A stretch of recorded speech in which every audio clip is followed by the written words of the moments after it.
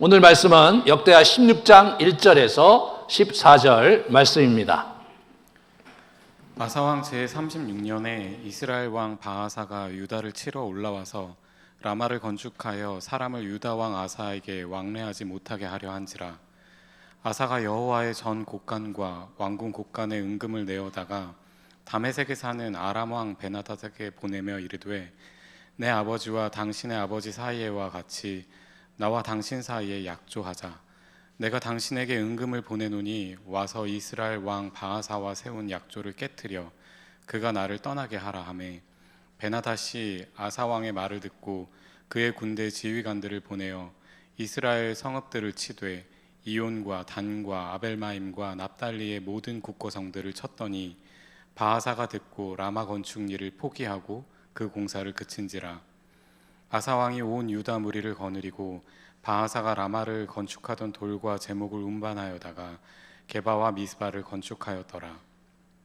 그때 선견자 하나니가 유다 왕 아사에게 나와서 그에게 이르되, 왕이 아람 왕을 의지하고 왕의 하나님 여호와를 의지하지 아니하였으므로 아람 왕의 군대가 왕의 손에서 벗어났나이다. 구스 사람과 룹 사람의 군대가 크지 아니하며 말과 병거가 심히 많지 아니하더이까. 그러나 왕이 여호와를 의지하였으므로 여호와께서 왕의 손에 넘기셨나이다. 여호와의 눈은 온 땅을 두루 감찰하사 전심으로 자기에게 향하는 자들을 위하여 능력을 베푸시나니 이 일은 왕이 망령되이 행하였은즉 이후부터는 왕에게 전쟁이 있으리이다 하매, 아사가 노하여 선견자를 옥에 가두었으니 이는 그의 말에 크게 노하였음이며, 그때에 아사가 또 백성 중에서 몇 사람을 학대하였더라. 아사의 처음부터 끝까지의 행적은 유다와 이스라엘 열왕기에 기록되니라. 아사가 왕이 된 지 39년에 그의 발이 병들어 매우 위독했으나 병이 있을 때에 그가 여호와께 구하지 아니하고 의원들에게 구하였더라. 아사가 왕위에 있은 지 41년 후에 죽어 그의 조상들과 함께 누움에 다윗성에 자기를 위하여 파두었던 묘실에 무리가 장사하되 그의 십체를 법대로 만든 각양향 재료를 가득히 채운 상에 두고 또 그것을 위하여 많이 분향하였더라. 주님, 아사의 인생을 우리가 상고하면서 우리의 인생을 비추어 보기 원합니다. 우리의 여정 속에서 마지막까지 의의 경주를 붙들기 원하온데, 하나님 우리에게 지혜와 분별력을 주시고 우리의 초점을 분명히 하는 시간 되게 해 주옵소서. 예수님 이름으로 기도합니다. 아멘. 우리가 신앙생활을 이제 이렇게 해가면서 이게 살아가는데, 어느 한때 하나님께 높이 영광도 되고 많은 사람에게 영향을 주고 그의 믿음이 많은 분들에게 격려와 힘이 되는 그런 삶을 사시다가 이게 후반전에 가서 좀 이게 무너지고 또 심지어는 많은 분들에게 안타까움을 것을 넘어서서 실망감을 안겨주는 그런 인생들을 우리 곁에서 보게 됩니다. 그 대표적인 사람 중에 하나가 오늘 우리가 주목하고자 하는 아사왕입니다. 아사왕은 생애의 대부분을 하나님께 영광을 돌리고 놀라운 것들을 행했던 분인데, 마지막 부분에서 그가 퇴행과 그리고 이렇게 붕괴를 경험하면서 안타까운 모습을 우리에게 보여주고 있습니다. 이분의 얘기를 오늘 우리가 16장 마지막 부분을 봤지만 이분의 얘기는 14장부터 나오거든요. 전체 흐름을 잠깐 우리가 보도록 하겠습니다. 그래서 14장서부터 19장까지 이렇게 보시면 번영과 승리, 하나님을 찾고 의지했고, 그리고 여러 가지 그 이방신들을 척결하는 모습을 보여줬고, 예언의 말씀에 순종했어요. 순종하고 하나님의 언약을 붙들고 여러 전쟁에서 승리하고 종교 개혁도 하고 이제 그런 아주 하나님께 정말 합당한 모습을 보였습니다. 그러나 그의 종반전에 들어가서 보면 이 아람 왕, 지금의 시리아인데 시리아 왕과의 그 언약, 그 언약에 이제 새롭게 언약을 맺으면서 하나님이 아니라, 그래서 이제 여러 가지로 이제 문제가 생기고 예언의 말씀을 또 선지자에 보냈는데 그를 말을 듣지 않고 투옥을 하고 마지막에 병을 걸렸는데 하나님 찾지 아니하여서 그 병으로 죽는 그런 모습을 우리에게 보여주고 있습니다.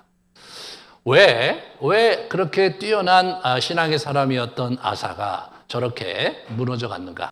그것을 우리가 오늘 상고하면서 여러분과 제가 지금 어느 지점에 있는지 한번 점검하고 바로잡는 그런 시간을 갖기 원합니다. 아사 왕은 이 남유다의 아주 그 뛰어난 왕 중에 하나였습니다. 그는 세 번째 왕이었거든요. 솔로몬이 죽고 르호보암이 있었고, 그 다음에 아비야가 있었고, 또 아비야메라기도 해요. 그러고 나서 이제 세 번째가 아사 왕이었어요. 한번 보여주시면. 솔로몬 왕국에서 이렇게 북쪽에 북이스라엘, 이렇게 남쪽에 남유다, 이렇게 두 지파가 이렇게 들어갔죠. 그 다음 걸 보여주시면, 여기 보면 남유다 왕조가 있어요. 남유다 왕조가 있는데, 저기 쭉 이제 여러분이 보실지 모르지만, 가장 오래 산 사람 뭐냐면, 가장 악독한 사람입니다. 예? 그래서 북한의 그 김씨일가가 그렇게 그냥 하는 게 악하기 때문이거든요. 그런데 이 므낫세가 55년을 악한 일을 행했어요. 그리고 두 번째가 뭐냐, 우시아가 52년입니다. 그리고 세 번째가 아사 왕이에요.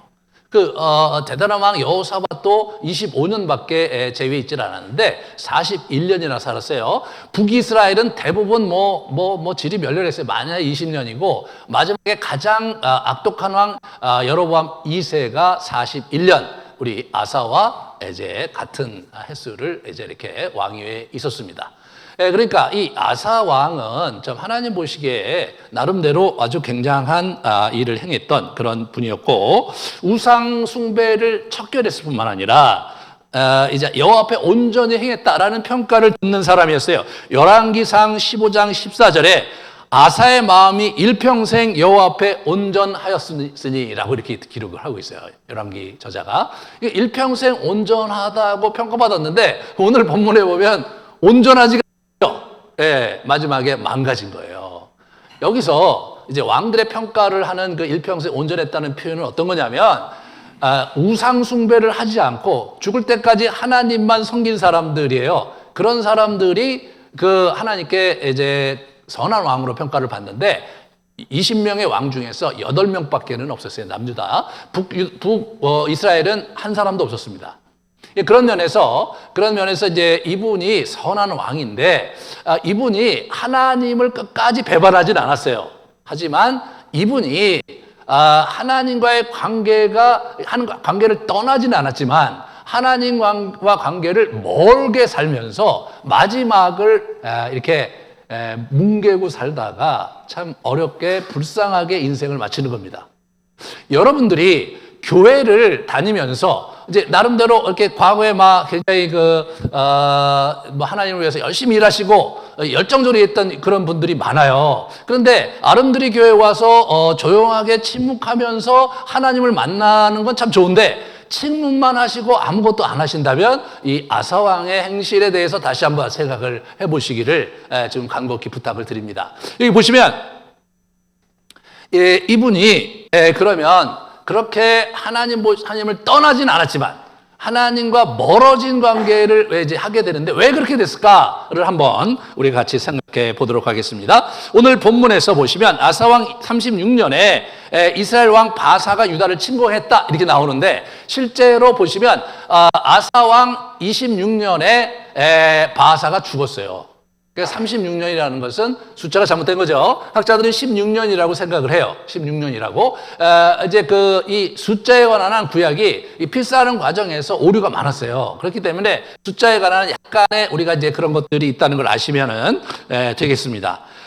그래서 이 바사, 북쪽의 그 바사 왕이 남유다를 이렇게 북쪽 변경에 이렇게 성을 짓고 남유다를 압박하는 그런 형태가 된 거예요. 그러자 사실은 이 아사 왕이 어떻게 대처를 하냐면, 외교적으로 문제를 해결하려고 대처를 하죠. 2절과 3절에 나오는데, 열왕기상 15장 18절 19절에 좀 더 자세히 잘 나왔어요. 이렇게 보시면, 나와 당신 사이에 약조가 있고 내 아버지와 당신 아버지 사이에도 있었느니라 이렇게 얘기했으니까 하면서, 내가 당신에게 은금 예물을 보냈으니 와서 이스라엘 왕 바하사가 세운 약조를 깨트려 그가 나를 떠나게 해달라고 요청을 합니다. 그러니까 우리가 지금 북과 남이 이렇게 남북 이렇게 나라가 이렇게 대치돼 있잖아요. 한 나라가. 그런데 어떻게 되냐면 이게 둘이 붙었는데, 실제로 그 전에 가령 중국 같은 경우, 그러면 이제 북쪽이 중국과 이렇게 이제 언약을 맺었고, 남쪽과 언약을 맺어서 서로 평화조약을 맺었다고 합시다. 그러면 이제 힘의 균형이 유지되어 있는 거잖아요. 근데 이제 북쪽이 남쪽을 친 거예요. 치니까 어떻게 되냐면, 남쪽에 있는 이 아사 왕이 이제 중국 같은 나라에, 북쪽에 있는 나라에 가갖고, 이제 예물을 많이 주고, 우리 북이스라엘과 맺은 언약을 깨고, 나를 위해서 북쪽에서 공격을 해달라. 예.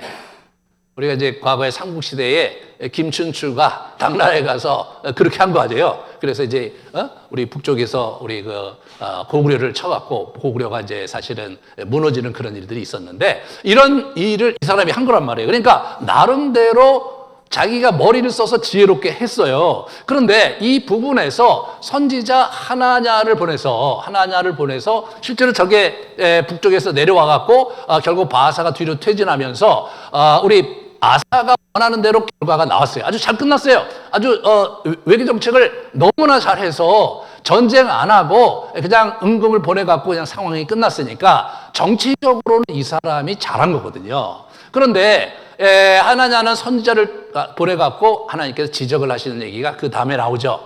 거기에 이렇게 보시면 7절서부터 이제 거기 9절까지 이렇게 나오잖아요. 같이 한번 봅시다. 왕이 아람을 의지하고 왕의 하나님 여호와를 의지하지 아니하였으므로 이렇게 나오죠. 왜 하나님을 의지하지 않았냐? 아람 왕의 군대가 왕의 손에서 벗어났다.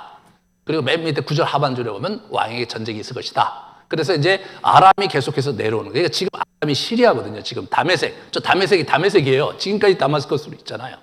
그러니까 이 시리아가 지금 이게 남쪽 남아 정책을 쓰는데 아직까지는 저 북쪽에 메소포타미아에 있는 다른 제국들이 있으니까 시리아도 남쪽을 엿보기가 어려운 상황이었던 것 같은데, 실제로 요 다음 왕, 아사왕 다음 왕이 여호사밧인데, 여호사밧 시대에 가면은 이 아람 왕 때문에 굉장한 긴장이 일어나요. 그래서 아합과 이렇게 북왕국의 아합과 동맹을 체결하면서 또 정치적으로 대응하는 모습이 나타나는데, 그것이 사실은 남왕국의 수대에 걸쳐서 큰 영적인 폐해와 심지어는 망하기 일보 직전까지 가버리는 엄청난 화를 가져오게 됩니다. 이게 이 아사왕 때 씨를 뿌린 거예요. 아사왕 때. 이제 그런 얘기가 나오거든요. 그러면서 하나님의 아쉬움을 표현해요. 구스 사람과 룹 사람의 군대가 크지 아니하며 말의 병거가 심히 많지 아니하더이까. 그러나 왕이 여호와를 의지하였으므로 여호와께서 왕의 손에 넘기셨나이다. 여호와의 눈은 온 땅을 두루 감찰하사 전심으로 자기를 향하는 자를 위해 능력을 베푸시나니. 과거에 그렇게 하지 않았습니까? 실제로 14장 하바부에 보면 구스 사람은 이제 지금의 이집트가 있으면 그 밑에 이디오피아에 있기도 하고 저쪽에 리비아 쪽에 이제 있기도 했던 그런 민족인데, 때로 이 친구들이 이제 결집을 해서 이렇게 해갖고 이집트를 이렇게 점령하고 그런 일들이 역사상 있었는데, 이때도 그 일이 있었던 거예요. 근데 그 친구들이 100만 대군을 이끌고 이제 이스라엘을 남유다를 쳐들어온 거예요. 사실 남유다를 치는데 100만 대군이나 필요하진 않죠. 이 친구의 야욕은 뭐냐면 남유다와 북이스라엘을 어떻게 구워 삶아서 자기의 속국으로 만든 다음에 그것을 넘어가서 메소포타미아의 부를 자기가 획득하려고 하는 야망이 있었겠죠. 이제 그렇게 전쟁을 하러 온 거였어요. 근데 이때 여기 지적하였지만 여호와 하나님을 의지해서 그걸 물리쳤던 적이 있거든요. 한번 같이 보겠습니다. 그 다음 걸 보면 이 사람이 역대하 14장 11절에 이런 멋진 기도를 올렸던 사람이에요. 여호와여, 힘이 강한 자와 약한 자 사이에는 주밖에 도울 리가 없사오니 우리 하나님 여호와여, 우리를 도우소서. 우리가 주를 의지하오며 주의 이름을 의탁하옵고 이 많은 무리를 치러 왔나이다. 여호와여, 주는 우리 하나님이시오니 원하건대 사람이 주를 이기지 못하게 하옵소서. 이렇게 기도했던 사람이에요. 하나님께서 저 기도를 기뻐하셔서 하나님께서 가셔서 100만 대군을 친히 치셨어요. 그들이 흩어져요. 사실 열왕기상하 역대기에 보면 이민족들의 침략이 있을 때 하나님이 싸우실 때는 별로 어떻게 졌는지 어떻게 그들이 패퇴했는지에 대한 언급이 한 줄로 나와요. 하나님께서 치시니 그들이 물러갔다 이거예요. 그러면 어떻게 그게 일어났느냐는 구체적인 설명이 없어요. 뭐 갑자기 두려움이 와갖고 집에 가기도 하고요. 갑자기 혼란이 와서 서로 싸우기도 하고 그런 일들이 이제 여기저기 기록이 된 걸로 봐서 이런 하나님께서 영적으로 그들을 혼란을 시키고 영적으로 그들을 분별력이 없게 만들거나 이 갈등을 야기시켜서 스스로 자중질환에 빠져서 물러가는 그런 형태로 때로는 우박을 내려서 자연재해로 그들을 이제 패퇴시키는 그런 여러 가지 다양한 방법으로 이민족을 친히 치셨어요. 그 일을 이분이 경험하신 분이에요. 그리고 저것이 끝났을 때 이분이 종교개혁을 단행했거든요. 선지자가 보내서 얘기할 때 그 말을 듣고 종교개혁을 단행을 해요. 그래갖고 상당히 많은 우상숭배를 척결할 뿐 아니라 자기 자기 할머니가 우상숭배하는 것까지 척결을 하거든요. 한번 같이 보실래요? 남색하는, 그죠? 동서년의 땅에 다서에서 쫓아내고 그의 조상들이 지금 모두 우상을 없애는 종교개혁을 단행했는데 그의 어머니, 여기서는 할머니예요. 마가가 혐오스러운 아세라상을 만들었으므로 태우의 위를 피하고 그 우상을 찍어 기드론 시냇가에 불살랐다. 이렇게 나와요. 그러니까 자기 할머니가 섬기던 우상을 척결한 거, 그건 뭐 그런 있을 수 있잖아요. 근데 폐유를 시켰어요. 그냥 아예. 도저히 안 될 것 같으니까 폐유를 시켜버렸어요. 그 정도로 이분이 하나님에 대한 신앙이 철저했고 모세 오경에 입각해서 율법에 입각해서 정책을 편을해갔던 그런 사람이었던 거예요. 그런 그가 오늘 이 장면에서 왜 그렇게 문제가 되느냐 이거죠. 여러분, 이분이 사실은 그 상황에서 자기가 이제 그 외교적으로 문제를 해결했거든요. 근데 그 문제를 하나님께서 지적을 했는데, 그러면, 나 나름대로 그 하나님께, 내 지혜로는 지금 상황 대처를 외교적으로 하는 것이 좋을 거라고 생각을 했는데, 하나님은 그걸 원하시는 게 아니었구나라고 이제 이렇게 알아차렸을 때, 신앙의 사람에게 기대되는 바는 뭐냐면, 잘못했다고 제가 하나님을 의지하기보다 내 꾀를 의지해서 여기까지 했는데 선지자ша 내가 어떻게 하나님께 회개해야 될까요? 이런 식으로 가는 게 우리가 이제 예상되는 신앙인의 모습이죠. 근데 이 사람은 옥에 가둬버린 거예요. 옥에 가둬버렸어요. 그러니까 이게 사실은 문제가 심각한 거죠. 어떻게 이 지경이 되었을까를 한번 생각해 보자고요.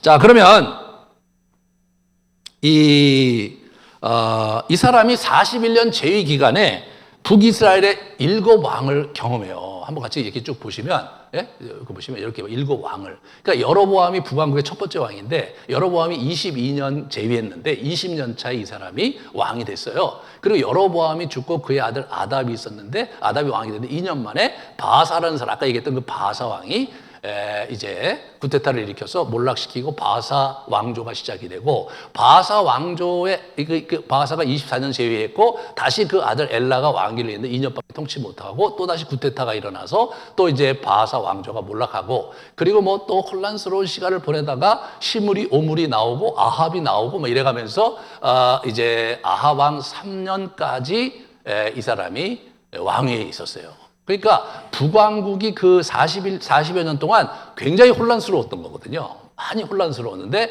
그걸 이분이 옆에서 보면서 많은 스트레스를 받지 않았겠습니까, 여러분? 보면 그 다음 걸 보여주시면 뭐냐면 이 사람이 이제 왕조가 몰락할 때마다 이제 굉장히 심각한 사륙이 일어나요. 바하사가 나답을 죽이고 대신하여 왕이 되고 왕이 될 때에 여로보암의 온 집을 쳐서 생명 있는 자를 한 사람도 남기지 아니하고 다 멸했다. 네, 그래서 완전히 집안을 완전히 몰살시키는 거거든요. 이제 열왕기 상하 역대기에 나오는 하나님의 징계가 이래요. 하나님의 징계가 이런 식으로 완전히 쓸어버리세요. 그런데 그 다음은 더 참혹했어요. 그 다음 걸 보시면 이 바하사 왕조가 몰락할 때를 보면 시므리라는 사람이 왕이 되어 왕에 오를 때 바하사의 온 집안을 죽이되 남자는 그의 친족이든지 그의 친구이든지 한 사람도 남기지 아니하고 바하사의 온 집을 멸했다 이거예요. 여러분, 우리 동양 문화 속에서는 우리 조선 같은 경우는 반역을 꾀하면 어떤 일이 벌어지냐면 삼족을 멸하는 거예요. 삼족을. 그래서 그 주변의 모든 이제 친척들을 다 멸하는 건데 중국 같은 경우는 구족을 멸했어요. 구족은 어떻게 되냐면 아는 사람까지 다 죽이는 거거든요. 여기 보시면 온 집안 사람을 죽이되 남자는 그 친족이든지 그 친구든지 그죠? 한 사람도 친구까지 다 죽이는 거예요. 이게 구족을 멸하는 거거든요. 그러니까 이제 자기 이제 북쪽 북이스라엘이 구족까지 다 이렇게 멸하는 그런 참담한 일이 벌어진 거예요. 그러면 여러분 남유다는 여러분 이렇게 보시면 남유다는 조그만 나라거든요. 이 이스라엘 전체가 우리나라 전라북도 땅만 하는 거거든요. 그런데 이제 유다는 그 중에서 산지고 별로 그렇게 먹거리가 나는 농경 문화 속에서 볼 때는 아주 시원찮은 땅이에요. 북이스라엘은 평야도 있었고 곡창지대도 있었고 땅도 남유다에 비해서 3배가 넘어요. 3배 넘어 커요. 그러니까 이제 상대적으로 굉장히 부유하죠. 먹거리도 많고. 그런데 북쪽이 계속해서 풍지풍부가 일어나요. 계속해서 풍지풍부가 일어나요. 그러면 남쪽이 지금 서로 언어도 같고 같은 한민족이니까 왕래가 있을 거 아니에요. 그런데 이 남쪽의 입장에서 볼 때는 북쪽의 식량이 절대적으로 필요한 거예요.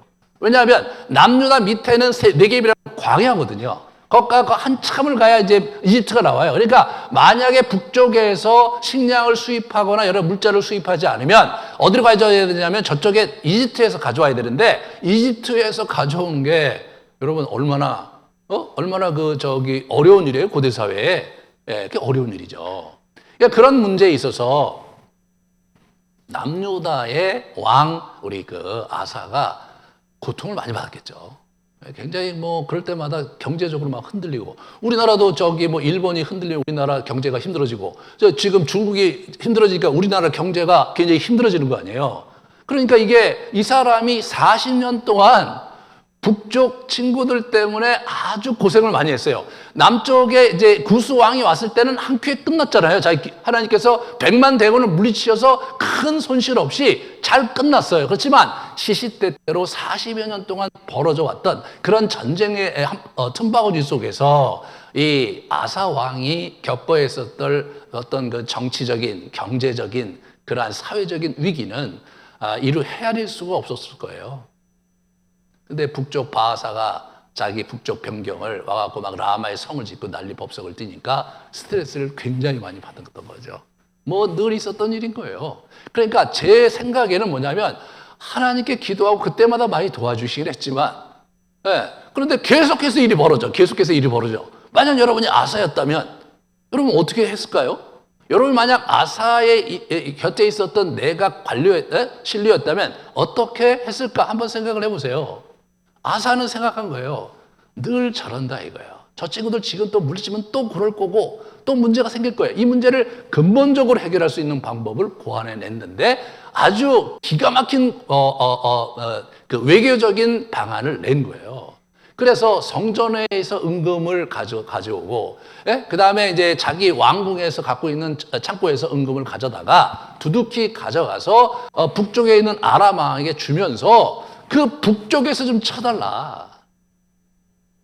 아주 현명한 대안입니다. 그래갖고 이제 북쪽 왕이 자기로서는 아쉬울 게 없잖아요. 그리고 지금 남쪽에 바하사 왕이 좀 남쪽에 유다 변경에서 지금 성을 쌓고 이제 거기 가 있으니까 북쪽을 치는 게 얼마나 편하겠어요. 그러니까 그냥 와서 치니까 와장창 깨졌죠.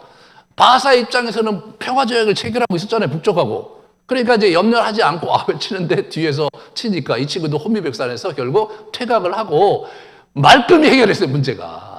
말끔히 해결됐어요. 그러니까 사실은 이것은 여러분이 만약 그 곁에 있는 사람이면 왕이시여 훌륭한 외교술 아주 그냥 피 한 방울 흘려내지 않고 그냥 은금 패물로 문제를 아주 완전히 해결한 놀라운 통치력이라고 막 왕을 칭송하지 않았겠습니까? 그런데 선지자가 와서 똥탕을 튀기는 거죠. 기분 굉장히 안 좋은 거예요. 아니 그렇다고 해서 여러분의 입장에서 보면, 우리 아사의 입장에서 보면 그게 하루 이틀의 문제가 아니잖아요. 하루 이틀의 문제가 아니에요. 내가 기도를 안 했냐 말이에요. 기도를 열심히 했잖아요. 그럼에도 불구하고 문제가 해결되지 않아서 정치적으로 외교적으로 문제를 해결했는데 그걸 지적하니까 본인이 화가 났던 거예요. 화가 나갖고 하나냐를 가둬버린 거죠. 이분이 그러한 현실 대안을 가지고 문제를 대처한 것까지는 좀 이해가 되고, 그리고 우리가 좀 공감하는 바가 있죠. 그런데 하나님이 원하셨던 것은 자기에게 돌아오는 걸 원하셨거든요. 하나님께서 이제까지 이 친구가 하나님과의 관계를 돈독히 하면서 통치를 하고 있었는데 이 친구가 자기와 멀어지는 것 자체를 그거를 하나님 원하지 않으셨기 때문에 선지자를 보냈는데 선지자를 오게 가뒀다? 이게 뭘 의미하는 겁니까? 하나님과 담을 쌓겠다는 얘기잖아요. 이것이 아사 왕의 문제인 거예요. 아사 왕의 문제인 거예요.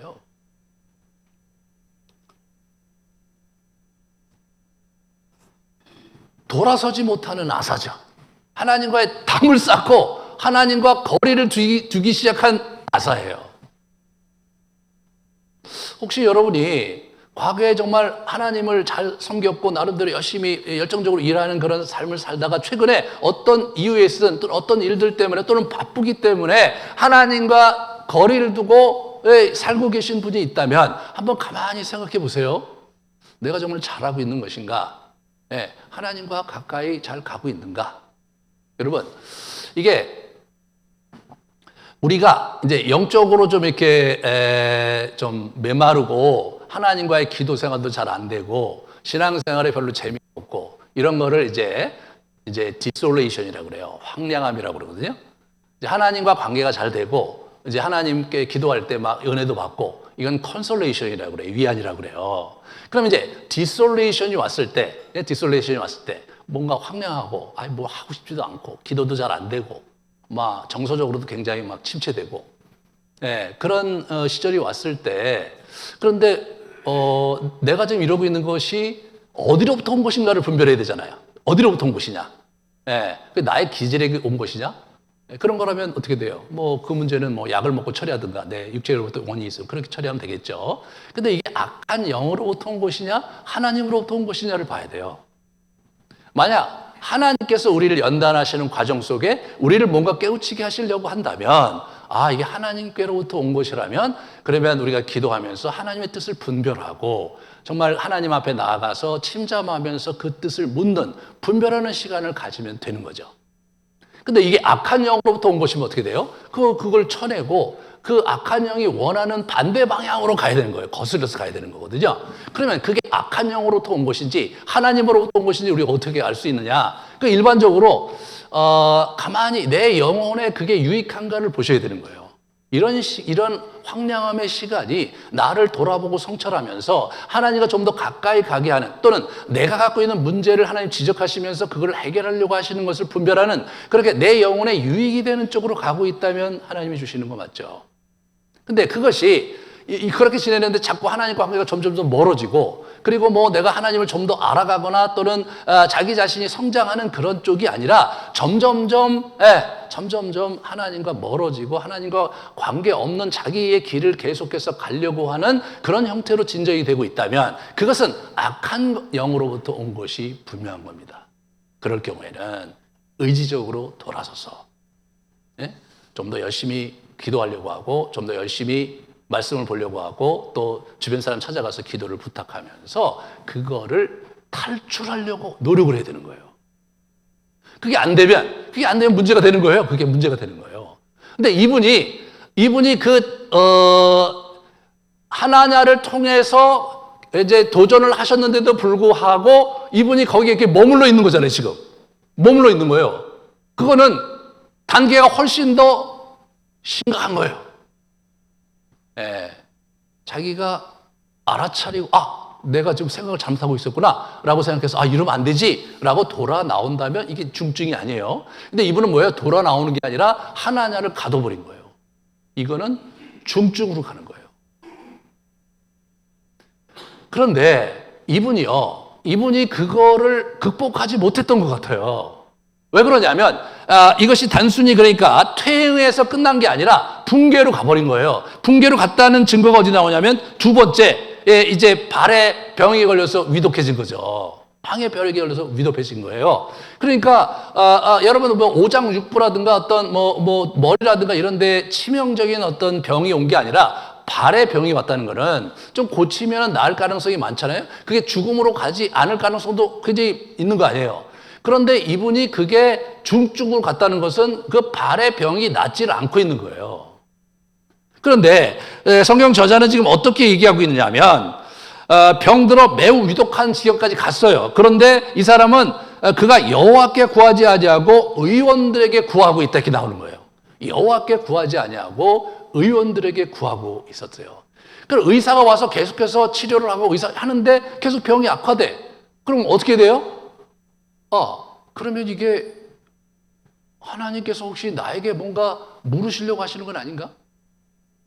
그런 생각을 해야죠. 그런 생각을 해야 돼요. 인생이요.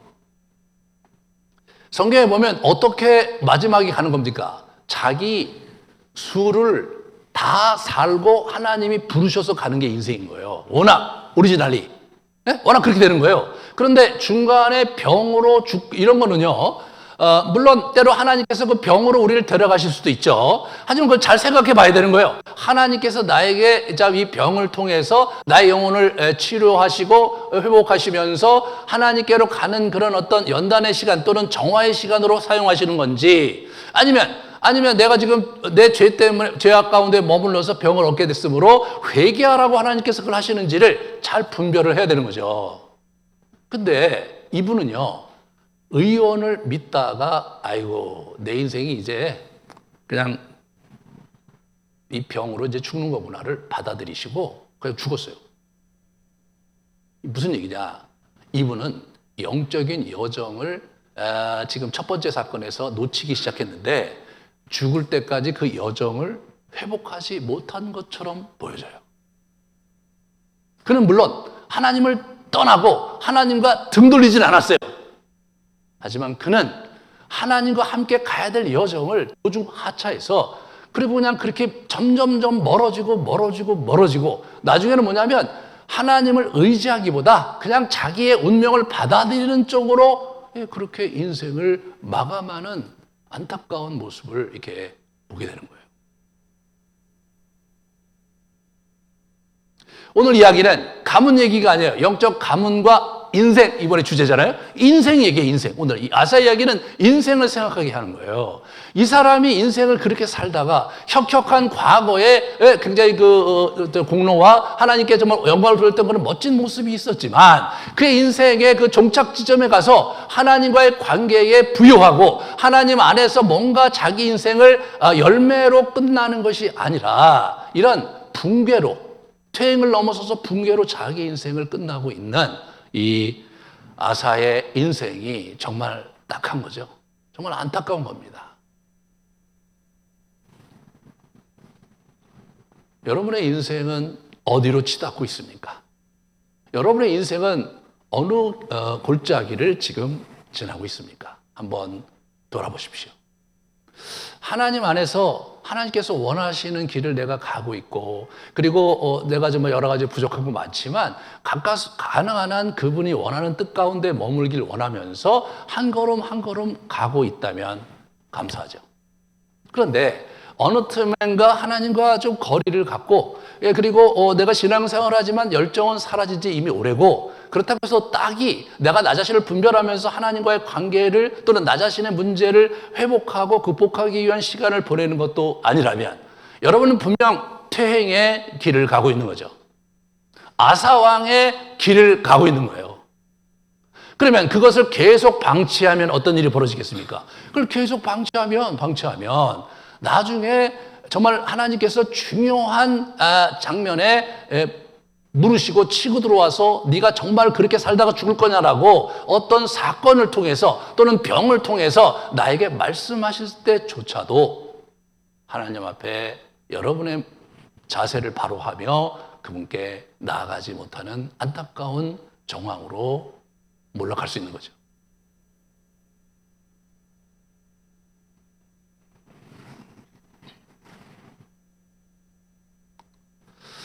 우리는 어떻게 이 퇴행과 그 붕괴의 패러다임을 극복할 수 있겠는가? 어떻게 우리는 아사처럼 살지 않고 제대로 하나님 앞에 성장하는 길을 갈 수 있겠는가? 이런 부분들을 우리가 생각을 해봐야 돼요. 그럴 때 우리가 이제 이 구약을 볼 때, 이런 이 역사서를 볼 때 여러분이 좀 뭐 어떤 관점에서, 오늘 본문에 뭐 답이 안 나오잖아요, 그죠? 오늘 본문에 그냥 그러고 끝났다고 나오잖아요.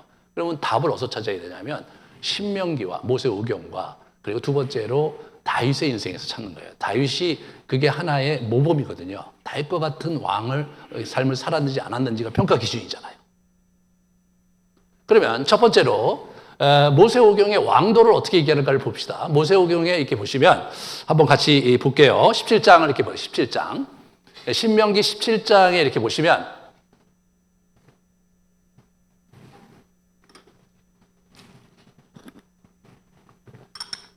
왕에 오르거든 그 율법서를 등사본을 레위 사람에게 해가고 책에 기록해서 평생에 자기 옆에 두고 읽어서 그의 하나님 여호와 경외하기를 배우며, 늘 율법을 묵상하는 시간을 가는 거예요. 그리고 그 율법을 자기를 가지고 어떻게 자기가 원칙을 가지고 살아가야 될지를 자꾸 생각하라는 거예요. 여러분, 우리가 인생을 살면서 수많은 결정 앞에 이렇게 놓이게 되잖아요. 그 결정 앞에 어떤 원리로 어떤 기준을 가지고 그 결정하느냐가 우리의 인생이 달라지는 거죠. 우리가 거슬러 올라가서 다시 살 수가 없으니까. 이 부분을 왕에게 요구하고 있죠. 그러면 어떻게 됩니까? 그리하면 20절에 그의 마음이 그의 형제 위에 교만하지 않냐고. 이 교만이 패망의 원인이거든요. 교만하지 않고. 두 번째로 이 명령을 따라 좌로나 우로나 치우치지 않는 거예요. 좌로나 우로나 치우치지 않는 거예요. 그러려면 어떻게 되냐면 율법을 주야로 묵상하는 거죠. 그러면 좌로나 우로나 치우치지 않는 거는 또 어떻게 해야 되냐 이거죠. 그게 어떻게 되느냐. 이제 신약에 이제 예수님께서 우리 안에 나오는 악독과 시기와 질투와 분냄과 당짓는 것과 이런 것들이 그 악한 생각이다. 그걸 버려야 된다. 이런 얘기를 이제 예수님께서 하셨는데, 이거를 고대 우리 그 선배 중에 이제 에바고리스 폰티쿠스라는 그 사람이 8가지 악독을 그것을 이렇게 요약을 했어요. 그것이 이 모든 악독의 뿌리다 이거예요. 8가지 악독. 그 8가지 악독을 잘 이렇게 분별해 보는 게 중요해요. 보세요. 이 8가지 탐식, 정욕, 탐욕, 분노, 그 다음에 우울, 그 다음에 나태, 그 다음에 허영, 교만, 이 8가지 악독이에요. 자, 처음부터 다시 돌아가세요. 자, 보세요. 이제 첫 번째로 뭐냐면 우리가 감각적인 쾌락에 매몰되는 거예요. 탐식과 정욕이 그거예요. 그래서 탐식과 정욕은 연결되어 있는 거예요. 여기에 우리가 이런 악독에 사로잡히면 뭐냐면 탐식과 정욕이라는 악독에 사로잡히면 그 트랩에서, 그 덫에서 우리가 헤어나지 못하는 거예요. 그리고 자기가 그 길을 가면서도 자기의 문제가 있다고 생각을 안 해요. 설사 문제가 있다고 생각해도 그걸 탈출할 엄두를 못 내는 거예요. 그게 뭐예요? 그게 악독이에요. 우리의 행복을 가로막는 악독이란 말이에요. 두 번째는 뭐냐면 이 탐욕이에요. 이 돈을 사랑하는 거. 그 다음에 분노예요. 살인, 소란, 분개 이런 거죠. 세상에 대한 그 자기가 야욕을 가지고 세상을 거머쥐고 싶고 그래서 돈을 사랑하게 되는 거잖아요. 그게 탐욕인 거예요. 자기가 갖고 있는 것을 넘어서서 자기에게 허락된 분복을 넘어서서 그리고 과도한 형태로 돈을 추구하는 거, 그게 이제 탐욕인 거예요. 그러니까 과도한 형태로 가야 되니까 거짓말도 해야 되고, 사기도 쳐야 되고, 강도도 행하고, 폭행을 행하고, 이제 그런 일들, 그것이 탐욕인 거죠. 탐욕은 분노와 연결돼 있어요. 탐욕에 자기가 갖고 있는데 그게 성취가 안 일어나. 그게 자기는 좀 돈을 많이 벌고 잘 살고 싶은데 돈이 안 벌려. 그럼 어떻게 돼요? 세상을 탓하고, 부자들을 탓하고, 정치 구조를 탓하고, 경제 구조를 탓하면서 분노에 휩싸이는 거예요. 이 외부적인 이런 세상에 대한 자기의 그 집착이 탐욕과 분노로서 우리를 완전히 휘감아 버리면 사실은 이게 이제 쉽지가 않아요. 정말 쉽지가 않죠. 자꾸 이게 무너지는 거예요. 그것 자체가 우리 이게 우리 자신을 지배하죠. 그 다음에 이제 세 번째 짝은 뭐냐? 세 번째 짝은 그 다음 걸 보여주시면 우울과 나태예요. 이게 어떻게 되냐면 이제 탐욕을 부리다가 분노를 했어요. 근데 좌절됐어. 잘 안 돼. 분노를 했는데도 자기가 잡히는 게 없어. 그럼 어떻게 해요? 우울과 슬픔이 와. 원한과 비겁과 앙심과 절망 이런 것들이 자기를 압도해요. 그 우울, 슬픔이에요. 슬픔이 개는데 이 슬픔이 해결이 안 돼. 슬픔이 해결 안 되고 계속하면 나태가 오는 거예요. 자기의 영혼이 무감각해지면서 게으름과 무례와 불안정, 졸음, 두리번거림, 그죠? 졸고 계신 분들도 있고요. 두리번거리고 수다 이렇게 하는 거예요. 그래갖고 이제 나태해지는 거예요. 무슨 얘기를 들어도 그게 그거예요. 무슨 얘기를 들어도 이게 이제 어떻게 자기 내면이 무너진 거예요. 우울과 나태는 자기 내면이 무너진 거예요. 첫 번째는 뭐예요? 감각에서 무너지는 거예요. 두 번째는 어떻게 세상에 대한 그런 욕망에서 무너지는 거예요. 그죠? 그리고 이 세 번째가 뭐냐면 자기 내면에서 정서적으로 무너지는 거예요. 마지막 7번째, 8번째는 뭐냐면 정신적인 영역인 거예요. 그래서 헛된 영광을 자기가 취하고, 허풍, 또 자기 자랑, 또는 이단, 언제, 이런 것들 속에서 자기 허영을 그냥 이렇게 헛된 그 영광을 구하면서 세상을 막 살아가는 거예요. 그리고 그게 교만과 밀접하게 관계가 있어요. 그래서 멸시하고 시기하고 불순종하고 신성모독하고 이런 그 교만. 그래서 이 허영과 교만이 같이 또 짝을 이루는 거예요. 여러분이 이 8가지 악덕, 이게 이제 에바우리스 포티쿠스가 우리에게 남겨준 아주 좋은 유산이에요. 이 유산인데, 이거가 발전된 것이 애니어그램이에요. 여러분, 이게 발전된 것이 애니어그램이에요. 그러니까 이런 부분에서 이제 여러분과 제가 가만히 좀 이렇게 자기를 돌아볼 필요가 있어요. 이 악덕의 중에서 하나의 내가 또는 2개 정도에 사로잡혀 있잖아요. 그러면 그거를 해결하기 전까지는 영적인 수렁에서 헤어나질 못하는 거예요. 점점점 망가지는 거예요. 점점점. 망가지는데 자기도 어쩔 수 없다고 생각을 하는 거예요. 저게 생각에서 오는 거예요. 악한 생각에서 오는 거예요. 악한 영이 우리의 생각을 비틀어 놓고 생각을 왜곡시키면서 우리의 행동을 통제하고 무너뜨리려고 하는 거예요. 악한 영은 안 믿는 자들에게는 복음의 영광, 하나님의 빛을 보지 못하게 해서 복음을 거부하게 만드는 게 첫 번째 전략이고, 이제 예수 믿는 사람들은 어떻게 돼요? 저런 악한 생각을 집어넣어서 내가 하나님과의 관계에 순기능을 하고 자기 인생을 긍정적으로 열정적으로 살지 못하게 만드는 거. 그래서 있으나 없으나 그냥 그 인생이 그저 그런 인생으로 전락해버리게 만드는 거. 그게 그리스도인을 향한 악한 영의 괴계란 말이에요. 이게 그건 거예요. 그건 거예요. 저거를요, 제가 20년에 시리즈로 강의를 했어요. 우리의 행복을 가로막는 8가지 악덕. 50분에서 1시간씩 제가 또 아주 열불나게 했거든요. 그래서 여러분, 올 가을에 그거 다 들어주세요. 여러분 이렇게 가보시면 많은 사람이 안 들었어요.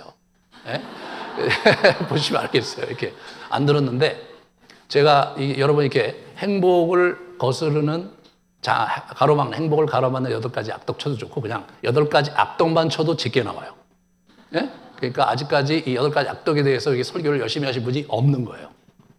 그러니까 여러분이 그래서 한번 찾아서 올 가을에 꼭 여러분을 돌아보시기 바랍니다. 내가 어느 트랩에 지금 헤매고 있는지, 그 트랩에 갇혀, 그 덫에 이렇게 붙들려 있으면서도 그걸 헤어나지 못하잖아요. 그게 바로 아사가 간 길이에요. 아사가 간 길이에요. 그래서 회개해야 될 때 하나님이 회개의 요청을 하는데도, 그런 자극을 주는데도 감지하지 못하는 거예요. 그러면 그걸 어떻게 감지하고 삽니까? 목사님 그렇게 한다면 그건 다윗에게서 배워요. 다윗의 영성생에서 배우는 거예요. 다윗의 시에서 그 힌트를 얻어야 되는 거예요. 자, 다윗의 시를 볼까요? 여러분 같이 보시면 시편 16장 그리고 25편을 보면, 밤마다 내 양심이 나를 교훈하도다. 양심 성찰하는 거예요. 밤마다. 이게 성찰하는 게 중요한 거예요. 자기의 양심을 성찰하고, 내가 지금 위안과 이 황량함 속에서 어디 헤매고 있는가를 잘 분별을 하고, 그리고 내가 하나님과의 관계에서 어떻게 가야 될지를 자꾸 분별을 하면서 어떻게 돼요? 내가 여호와를 항상 내 앞에 모시며, 이렇게 돼요. 밤마다 자기를 양심 성찰하고 어떻게 돼요? 하나님 앞에 하나님을 자기 앞에 모시는 거예요. 그러니까 늘 그분 앞에 머물러는 얘기를 하잖아요. 자기 기도 자리를 지키면서 그분 앞에 머물러야 돼요. 25편에 보면 뭐예요? 여호와의 친밀하심이 그 경외하는 자들에게 있으며 하나님과의 친밀함을 누리라는 거예요. 그 기도 생활 속에서. 그러면서 내 눈이 항상 여호와를 바라보면 그 발을 그물에서 벗어나게 하실 것이미로다. 항상 여호와를 바라보는 거 아니에요, 내 눈이. 예. 제가 그래서 항상 기도하는 거 아니야. 이번에 항상 기도, 그 반을 제가 모집하고 있는 거예요. 항상 기도하면, 목사님, 나 같은 사람이 어떻게 항상 기도를 합니까? 그렇게까지 지나치게 예수를 믿어갖고 내가 어떻게, 감당이 안 됩니다. 이렇게 생각하시는 분들이 있어요. 아니, 물론 저도 그래요, 저도. 예, 저도 그런 마음이 있죠. 인간은 다 그렇죠. 하지만 우리 자신이 우리의 인생을 제대로 살고 열매 있는 인생을 살려고 한다면 항상 주님 앞에 있는 훈련을 하고 그 습관을 들이면서 그 습관이 우리를 변화시키는 거거든요. 그게 제일 중요한 거예요. 네. 그래서 자기 자신의 그 악덕을 이렇게 자기가 이렇게 분별해 보고 말이에요. 네? 그리고 늘 하나님 말씀 묵상하는데 뭐 저거 이렇게 묵상하는 거예요. 중요한 게 여호와 하나님을 항상 바라보는 삶을 사는 거예요. 여러분의 기도의 자리를 지켜가면서 그렇게 살면서 여러분의 여정을 가야 붕괴를 직면하지 않게 되는 거예요. 아사처럼 여러분의 인생을 마치고 싶으신 분은 한 분도 없을 거예요. 그렇지만 우리가 이런 삶을 견지하지 못한다면, 우리가 다윗의 길을 벗어난다면 아사와 다를 바 없는 우리의 인생의 마지막을 보게 될 것입니다. 이 가을에 여러분 정말 여러분 자신을 돌아보고 여러분에 있는 악덕을 여러분 자신이 한번 이렇게 성찰하면서 다시 주님 앞에 관계를 회복하는 복된 여러분 되시기를 축원합니다. 같이 우리 기도하겠습니다.